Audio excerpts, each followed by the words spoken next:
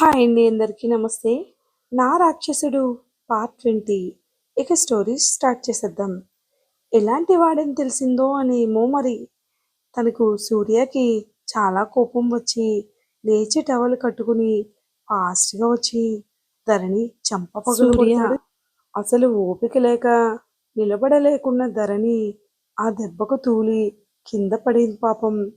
అప్పుడు స్పృహలోకి వచ్చిన ధరణి తను చూసిందంతా రివెంజ్ అయ్యేసరికి కోపం బాధతో వణికిపోతూ స స సారీ సారీ సారీ చెప్తుంది. కానీ తన నోట్లో మాట తనకు కూడా వినిపించడం లేదు. సార్ సార్ సారీ సారీ నేను కావాలని రాలేదని వణుకుపోతున్న గొంతుతో చెప్పేసరికి చిన్నగా సూర్యకి వినిపిస్తుంది ఆ మాట. ధరణి కళ్ళల్లో నుంచి కన్నీళ్లు కారిపోతున్నాయి పాపం. ఊపిరి అందక ఎగసి శ్వాస పిలుస్తుంది ధరణి. ధరణిని అలా చూస్తుంటే సూర్య కళ్ళు చెమ్మగిల్లి గుండెలో నొప్పిగా అనిపించింది. ధరణి ఇంకా అక్కడ ఒక్క క్షణం కూడా ఉండలేక కష్టంగా అడుగులు వేస్తూ బయటికి వచ్చింది పాపం ధరణి. హోటల్లో నుంచి బయటికి ఎలా వచ్చిందో తనకే తెలీదు. సూర్య మాత్రం అసహనంగా తల పట్టుకుని అక్కడే మంచం మీద కుల్లబడ్డాడు. నిషా, సూర్య ఎవరు తను? మేనస్ లేకుండా ఇలా రూమ్లోకి వచ్చింది? బ్లేడీ గర్ల్ అంది. అంతే. పాప మరుక్షణం నేల కతుక్కుంది. మొత్తం బ్లర్గా ఉంది లిషాకి. లిషా చెంపంతా నిప్పుతో కాలినంత మంట పుడుతూ చెవుల్లో నుంచి సెగలు వస్తున్నాయి లిషాకి.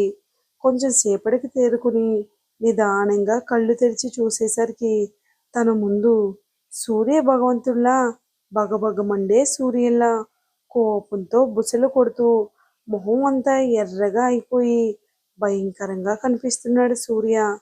లిషా సూర్యని చూస్తూ వణికిపోతూ ఏమైంది బేబీ, ఎందుకు నన్ను కొట్టావు అంటుంది లిషా. సూర్య ఈసారి ఇంకో చెంప పగలగొట్టి గొంతు పట్టుకుని ఒక చేత్తో లేపి గోడ కదిమి పైకి లేపాడు లిషాని. లిషా పాప కళ్ళు చేతులు గిలగిలా కొట్టుకుంటూ కళ్ళు తెరిచింది. ఇంకా 5 నిమిషాలైతే ప్రాణం పోతుందనగా పక్కకు తీశాడు సూర్య. లిషా అంత దూరాన పడి ఊపిరి అందక గొంతు పట్టుకుని తగ్గుతుంది. సూర్య ఒక్కో అడుగు వేస్తూ ముందుకు వేస్తూ వస్తుంటే లిషా భయంతో వెనక్కి జరుగుతూ ప్లీజ్ సూర్య, ఎందుకు ఇలా చేస్తున్నావు? నాకు భయంగా ఉంది నేను చూస్తుంటే అని ఏడుస్తుంది లిషా. సూర్య తన దగ్గరకు వచ్చి తన చేయి పట్టుకుని ఏమన్నావే ఇందాక తనని? హా, ఎంత ధైర్యం ఉంటే తనని అంత మాట అంటావు? తను ఏమైనా నీలాంటిదనుకున్నావా? డబ్బు కోసం ఎవడు పడితే వాళ్ళ దగ్గరికి వెళ్ళు. ఒళ్ళు అమ్ముకునే నువ్వెక్కడా? ఒకళ్ళ దగ్గర ముద్ద అన్నం తినాలి అని ఆత్మాభిమానం అడ్డొచ్చి ఆగిపోయే తను ఎక్కడా? తన కాలికోటుకు కూడా నువ్వు సరిపోవు. అలాంటి దేవతను నోటికి వచ్చినట్లు మాట్లాడతావా అంటూ గొంతు మీద ఉన్న అతని చేతివేళ్ళు ఇంకా గట్టిగా బిగుసుకున్నాయి సూర్యవి. సూర్య ప్లీజ్, నీ కాళ్ళు పట్టుకుంటాను, నన్ను వదిలే సూర్య ప్లీజ్. సారీ, తప్పైపోయింది. తనెవరో నాకు తెలియక అలా మాట్లాడ్డాను. తను నీ మనిషి అని నాకు తెలియదు సూర్య. సారీ, నన్ను వదిలేయని బ్రతిమలాడుతుంది లిషా. సూర్య ఒక్కసారిగా తనను విదిలించి ఇన్ని రోజులు పరిచయం ఉన్న కారణంగా వదిలేస్తున్నా, లేకపోతే నువ్వు చచ్చిపోయి 10 నిమిషాలు అయిపోయేది లిషా అని తన మీద నోట్ల కట్లను విసిరి ఇక్కడి నుంచి వెళ్ళు అని గంభీరంగా గర్జిస్తాడు సూర్య. లిషా డబ్బు తీసుకుని భయం భయంగా వెళ్ళిపోతుంది. లిషా, ఎవరు నువ్వు? సూర్య కళ్ళల్లో నీ మీద అంతులేని ప్రేమ కనబడుతుంది. ఇన్ని రోజులు నాతో కలిసి ఎంజాయ్ చేసిన నిన్ను ఒక్క మాట కూడా అన్నందుకు జాలి లేకుండా చావంచుల్లాగా తీసుకెళ్ళాడు నన్ను అనుకుంటూ అంతా నీ వల్లే. నీ అంతు చూడకపోతే నా పేరు లిషానే కాదు అనుకుంటుంది తను. సూర్య ఎందుకో మనసంతా బాధగా ఉంది. పాల రంగులో ఉన్న మొహం ఎర్రగా కందిపోయింది కోపం వల్ల. బిగించిన పిడికిలతో అతని కండరాలు బయటకు కనబడుతున్నాయి సూర్యకి. ధరణి మొహం గుర్తుకు రాగానే కళ్ళల్లో నుండి కన్నీళ్లు వస్తున్నాయి సూర్యకి. చేతిని బలంగా అద్దం మీద కొట్టాడు. అద్దం బల్లున పగిలి అతని చేత్తో గుచ్చుకుంది. చెయ్యి మొత్తం బ్లడ్. చేతి నుండి దారంగా బ్లడ్ పడుతున్నా సరే అతను పట్టించుకోకుండా లేని స్థితిలో లేడు. సూర్య మనసంతా బాధగా ఉంది. ఎందుకే నా జీవితంలోకొచ్చావు? నా కంటికి ఎదురు కనిపించావు. నేను నిన్ను ఎందుకు చూడకుండా, తాకకుండా ఉండలేకపోతున్నాను? నీ ఆలోచన నుండి తప్పించుకోవడానికి నాకు వేరే మార్గం కనిపించలేదు. నాకు మనశ్శాంతి లేకుండా చేస్తున్నావు కదే అని అలా ఎంతసేపు కూర్చున్నాడో తనకే తెలీదు సూర్యకి. అతడికి చాలా చిరాగ్గా అనిపించి స్నానం చేయడానికి బాత్రూంలోకి వెళ్ళాడు. బయటికి వచ్చిన ధరణి ఎలా వెళ్తుందో ఎటు వెళ్తుందో తనకే తెలియదు పాపం. సూర్యాని వేరే వాళ్ళ పక్కన చూసేసరికి తనకి ప్రాణం పోయినట్టు అనిపిస్తుంది పాపం ధరణికి. కళ్ళ వెంబడి కన్నీళ్లు కారిపోతున్నాయి. కళ్ళల్లో సత్తువు లేకుండా ఈడ్చుకుంటూ నడుస్తుంది. అడుగు ముందుకు పడకుండా కష్టంగా పడుతుంది. ఊపిరి భారం ఎక్కువైంది ధరణికి. ఆకాశంలో కారు మబ్బుల పట్టు ఏ క్షణమైనా ఉరిమేలా ఉంది. అనుకున్నదే. తడువుగా ఆకాశంలో ఉరుముల మేఘాలు. ఒక్కసారిగా జడివాన కురిసింది. ఆ వర్షంలో ధరణి కన్నీళ్లు కలిసిపోయాయి. పిచ్చిదానిలా ఏడుస్తుంది కుక్కపెట్టి. తనలో తానే కుమిలిపోతుంది కన్నీళ్లతో. వర్షం పోటీ పడుతున్నాయి తనతో. ఆ వర్షం కూడా ఆమె కన్నీటి వేగాన్ని అందుకోలేకపోతున్నాయి. మనసంతా చిందరబందర ఆలోచనలతో అలజడిగా మారుతుంటే ఊపిరి పీల్చుకోవడం ఇంకా భారమై సన్నగా గుండెలో నొప్పి మొదలైంది తనకి. తన బాధను చూసిన వరుణదేవుడు నేను నీకు తోడుగా ఉంటా అని వర్షాన్ని ఇంకా విజృంభించాడు. ఎందుకు సార్ ఇలా చేశారు? మీ మాటలతో చేతులతో నన్ను బాధ పెట్టారు. నన్ను ఎవరైనా చూసినా నేను ఎవరినైనా చూసినా చంపేస్తానని అంత గొడవ చేశారు.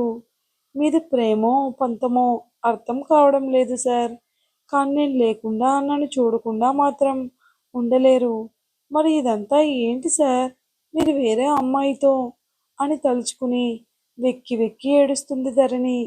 మీరు ఎంత బాధ పెడుతున్నా నా మనసు ఎందుకు మీకే ఉరకలు వేస్తుంది? మీకు నాకు పొంతనే కుదరదు.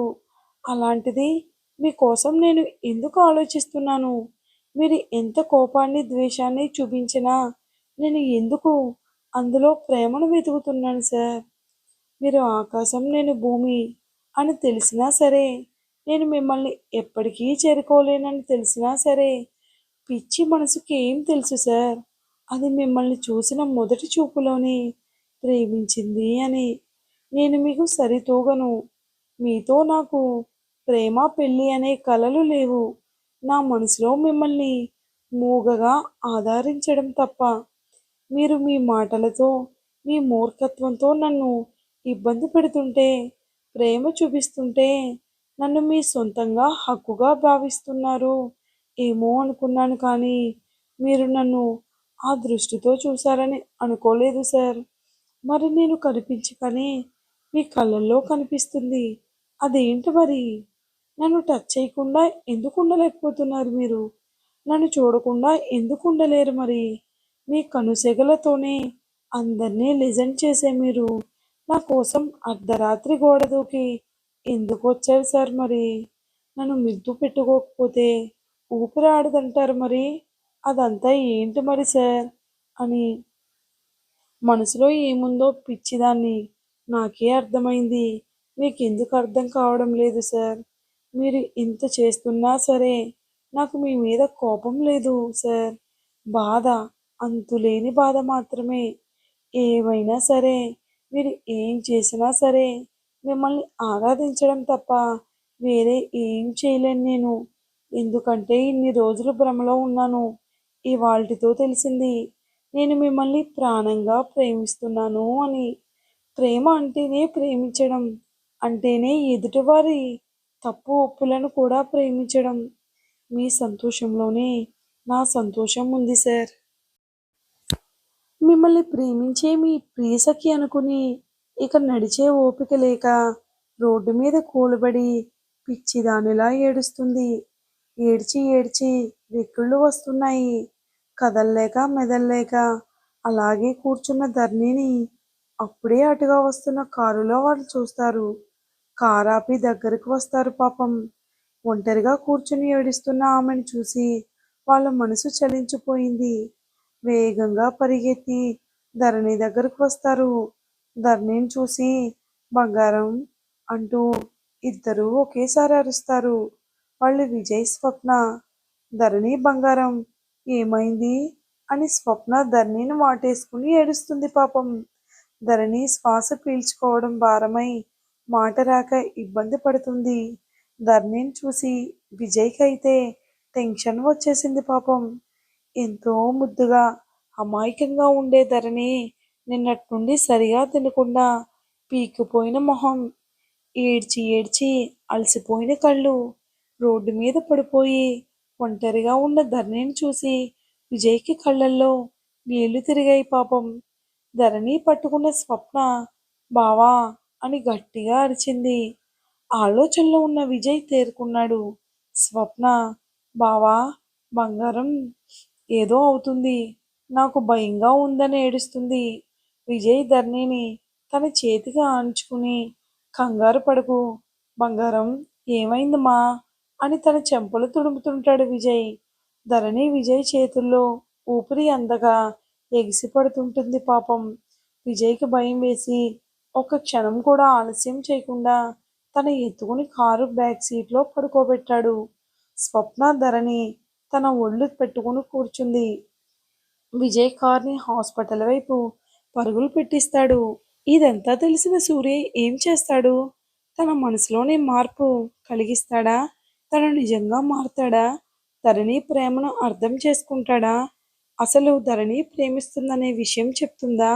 ఈ విషయాలని మనం నెక్స్ట్ వీడియోలో తప్పక చూద్దాం. వీడియో గనుక నచ్చినట్లయితే లైక్ చేసి, సబ్స్క్రైబ్ చేసి మన ఛానల్‌కి కొంచెం సపోర్ట్ ఇచ్చేస్తారని కోరుకుంటున్నాను. Thanks for watching.